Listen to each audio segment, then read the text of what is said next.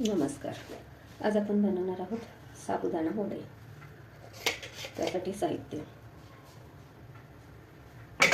उकडलेला बटाटा, शेंगदाण्याचा कूट, जिरा आणि मिरचीचं वाटण, साबुदाणा, साखर आणि मीठ. हे सगळे जिन्नस एकत्र करायचे, चांगलं मळून घ्यायचं.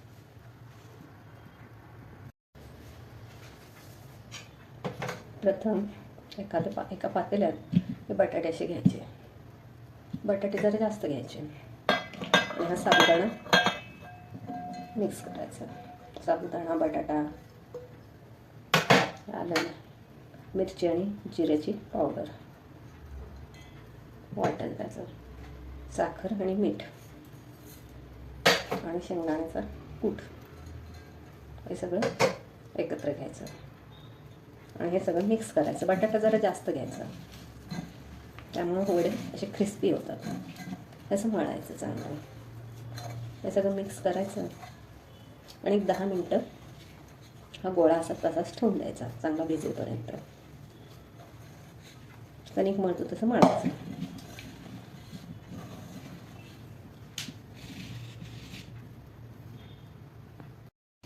हे बघा, हे असा गोळा करून ठेवून द्यायचा. एक साधारण 5 मिनटं तरी ठेवायचं, म्हणजे ते साखर वगैरे असते ते विरघळत जाईल. सगळी तयारी एकदम करून घ्यायची. साहित्य काढून ठेवलं म्हणजे याला वेळ लागत नाही. असं चांगलं मळून घ्यायचं.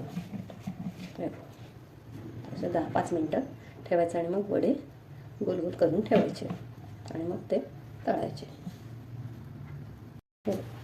असे साधारणतः वडे तयार करून घ्यायचे आणि तेल तापत ठेवायचं. असे वडे तयार करून घ्यायचे आधीच.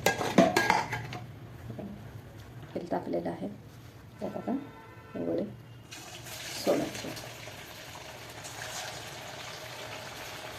आणि मोठा गॅस ठेवायचा आणि मग वडे टाकले की बारीक गॅस करायचा. त्यामध्ये लिंबू रस घातला तरी चालतो. काहींना आवडतो, काहींना नाही आवडत.